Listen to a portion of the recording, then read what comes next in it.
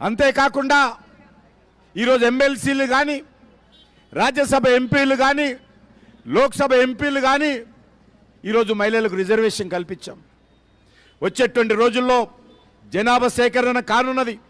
జనాభా సేకరణ అయిన తర్వాత పార్లమెంట్ కాన్స్టిట్యున్సీల రీఆర్గనైజేషన్ అయినప్పుడు ఖచ్చితంగా మహిళల యొక్క జనాభా ప్రాతిపాదికన ఈ దేశంలో ఎంపీలకు సంబంధించి, ఎమ్మెల్యేలకు సంబంధించి ఈ యొక్క సీట్లు నిర్ధారణ చేసిన తర్వాత ఈ దేశంలో ఒక కొత్త విప్లవము, మహిళా విప్లవము నరేంద్ర మోడీ గారి నాయకత్వంలో ఈరోజు ఏర్పాటు చేయడం జరిగింది.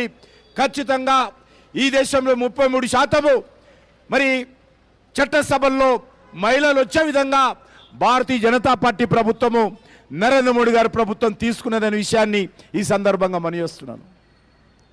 నరేంద్ర మోడీ గారు ఏదైతే చెప్తారో అది చేసి చూపిస్తారు, ఏదైతే చేస్తారో అది మాత్రమే చెప్తారు నరేంద్ర మోడీ గారు. కానీ కాంగ్రెస్ పార్టీ ఏదైతే చెప్తారో అది చెయ్యరు. అంతా పచ్చి మోసం చేసేటువంటి పార్టీ కాంగ్రెస్ పార్టీ. ఈరోజు మనం ఈ రాష్ట్రంలోనే చూస్తూ ఉన్నాం. మరి ఏ రకంగా హామీలు ఇచ్చి అధికారంలోకి వచ్చిన తర్వాత ఈరోజు ఒకటి మాత్రం చేశాడు. చాలామంది ఉదయం లేస్తే రెడీ హైదరాబాద్ చుట్టూ తిరుగుతున్నారు. ఇంతకుముందు చెప్తున్నారు, ఎందుకు వెళ్తున్నాం అంటే ఇంట్లో ఏం పని లేదు, అట్లా తిరిగి వస్తామని పోతున్నాం బస్సులలో కూర్చొని. ఈరోజు ఇంతకుముందు మీ అధ్యక్షురాలు శిల్ప గారు చెప్పినట్టు గ్రామాలలో ఎక్కడైతే రెగ్యులర్గా నడవాల్సినటువంటి బస్సులు అవన్నీ కూడా ఈరోజు ఆపేయడం జరిగింది. ఎందుకంటే మా ఆర్టీసీ లాస్లో ఉంది, ఈ ప్రభుత్వం ఇవ్వాల్సిన డబ్బు ఇస్తలేదు, కాబట్టి ఇక్కడ బస్సులు నడిపితే మాకు వచ్చే లాభం లేదు, ఊరికనే మహిళలు ఈ ఊరు నుంచి ఆ ఊరికి తిరుగుతున్నారు కాబట్టి అని చెప్పి బస్సులు సగానికి తగ్గించినటువంటి ఘనత ఈరోజు రేవంత్ రెడ్డిది. పేరుకు మాత్రమే ఈరోజు ఆర్టీసీ బస్సులలో ఉచిత ప్రయాణం, కానీ మహిళలు కొరిగేదేం లేదు.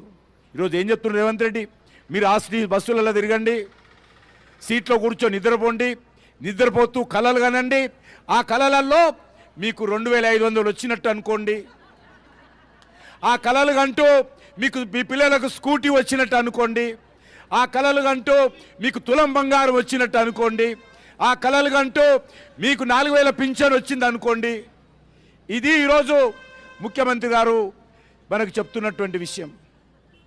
అందుకే ఈరోజు భారతీయ జనతా మహిళా మోర్చా ఆధ్వర్యంలో ముఖ్యమంత్రి గారిని ఈ యొక్క ప్రశ్నించేటువంటి కార్యక్రమం తెలంగాణ మహిళల తరఫున, తెలంగాణ ఆడబిడ్డల తరఫున, తెలంగాణకు సంబంధించినటువంటి మహిళల శక్తి తరఫున ఈరోజు కాంగ్రెస్ పార్టీ ప్రభుత్వాన్ని ప్రశ్నించేటువంటి కార్యక్రమం తీసుకున్నాం.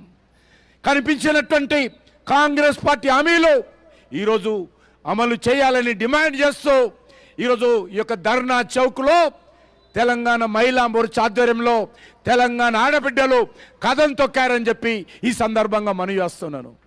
ఇంతకుముందు చెప్పడం జరిగింది, మీ అధ్యక్షురాలు చెప్పారు, ఇది ఆరంభం మాత్రమే. రానున్న రోజుల్లో ముఖ్యమంత్రి గారి పైన అన్ని రకాలుగా ఒత్తిడి తీసుకొచ్చేటువంటి కార్యక్రమం కొనసాగిస్తామని చెప్పారు. ఒకటి మాత్రం మనవి చేస్తా ఉన్నాను, కాంగ్రెస్ పార్టీ ఇచ్చినటువంటి 6 గ్యారెంటీలు అమలు చేసే పరిస్థితి లేదు. కాంగ్రెస్ పార్టీ కర్ణాటకలో కూడా 5 గ్యారెంటీలు ఇచ్చారు, అక్కడ కూడా ఆర్టీసీ బస్సు తప్ప మరే గ్యారెంటీ లేదు. అక్కడ కూడా ఆర్టీసీ బస్సులు కూడా రోజు రోజుకు కనుమరుగవుతూ ఉన్నాయి. మన తెలంగాణలో కాంగ్రెస్ 5 ఇస్తే కర్ణాటకలో నేను తక్కువనా అని చెప్పి రేవంత్ రెడ్డి, రాహుల్ గాంధీ కలిసి ఇక్కడ 6 గ్యారెంటీలు ఇచ్చారు.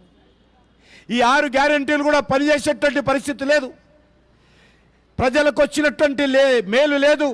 కానీ తెలంగాణ ప్రజల మీద పడి కాంగ్రెస్ పార్టీ నాయకులు దోచుకుంటున్నారు. మీరు ఇల్లు కట్టుకోవాలన్నా, లేకపోతే కట్టిన ఇల్లుకు ఆక్యుపేషన్ సర్టిఫికెట్ కావాలన్నా, మీ భూమి అమ్ముకోవాలన్నా ఈరోజు పెద్ద ఎత్తున కాంగ్రెస్ పార్టీ తెలంగాణను దోపిడీ చేస్తున్నటువంటి విషయం కనిపిస్తూ ఉంది. అందుకే ప్రధానమంత్రి గారు అన్నారు ఆర్ఆర్ ట్యాక్స్ అని. ఆర్ఆర్ ట్యాక్స్ ఈరోజు తెలంగాణలో వసూలు అవుతా ఉంది. ఈరోజు ఎక్కడ చూసినా కూడా ఏ యొక్క రియల్ ఎస్టేట్ వ్యాపారిని అడిగినా, ఏ పారిశ్రామికవేత్తని అడిగినా, ఏ వ్యాపారస్తుని అడిగినా ఒకటే చరిత్ర, ఒకటే కథ చెప్తున్నాడు, ఒకటే బాధ చెప్పుకుంటున్నాడు. సార్, ఈ రేవంత్ రెడ్డి ప్రభుత్వం వచ్చిన తర్వాత ఈ కాంగ్రెస్ పార్టీ నాయకులు విపరీతంగా వేధిస్తున్నారు. డబ్బుల కోసం ఢిల్లీకి పంపాలా, రాహుల్ గాంధీకి పంపాలా అనేటువంటి అనేక రకాలుగా ఒత్తిడి చేస్తున్నారని చాలామంది చెప్పుకుంటున్నటువంటి పరిస్థితి, బెదిరిస్తున్నటువంటి పరిస్థితి, భయపెట్టిస్తున్నటువంటి పరిస్థితి.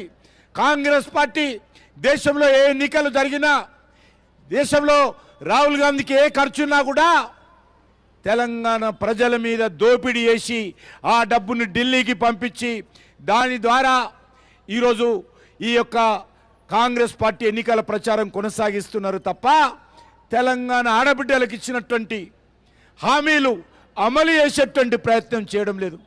నేను ఒక్కటే అడుగుతా ఉన్నాను, ఇప్పటికైనా రేవంత్ రెడ్డి గారు ఈరోజు తెలంగాణలో రేషన్ కార్డులు ఎప్పుడు ఇస్తారో చెప్తారో అడుగుతా ఉన్నాను. తెలంగాణ మహిళలకు ఇస్తారన్నటువంటి 2400 రూపాయలు ఎప్పటి నుంచి ఇస్తారో చెప్పాల్సిందిగా కోరుతా ఉన్నాను. తెలంగాణ రైతులకు ఇస్తానన్నటువంటి 10,000 రూపాయలు, 15,000 రూపాయలు ఎప్పుడు ఇస్తారో చెప్పాల్సిందిగా కోరుతా ఉన్నాను. ఈరోజు మనం చూస్తున్నాం, తెలంగాణలో ఎక్కడ చూసినా కూడా మరి జీతాలు ఇవ్వలేనటువంటి పరిస్థితుల్లో ఉన్నది ప్రభుత్వం. వచ్చిన ఈ యొక్క 7 నెలల్లో వేల కోట్ల రూపాయల అప్పులు తీసుకొచ్చింది. మళ్ళీ ఇప్పుడు రైతుల రుణమాఫీకి అప్పుల కోసం ప్రయత్నం చేస్తూ ఉన్నాడు. ఈరోజు మనందరి పేరు మీద పుట్టిన నుంచి ప్రతి మహిళ వరకు, ప్రతి పండు ముసలి వరకు, ప్రతి ఒక్కరి మీద కూడా మనకు తెలియకుండానే కేసీఆర్ 7 లక్షల కోట్ల రూపాయల అప్పు తీసుకొచ్చాడు. నేనేం తక్కువనా అని చెప్పి రేవంత్ రెడ్డి కూడా ఈరోజు అప్పుల మీద, అమ్ముకోవడం మీద ఆధారపడ్డాడు.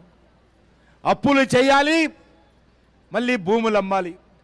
ఈ రెండిటితోటే ఈరోజు ఎక్కడెక్కడైతే ఓపెన్ ప్లాట్స్ ఉన్నాయో, ప్రభుత్వ భూములు ఉన్నాయో, లిటిగేషన్ భూములు ఉన్నాయో, హౌసింగ్ బోర్డు భూములు ఉన్నాయో, అన్ని భూములను కూడా ఈరోజు అమ్మేసేటువంటి ప్రయత్నం చేస్తూ ఉన్నారు.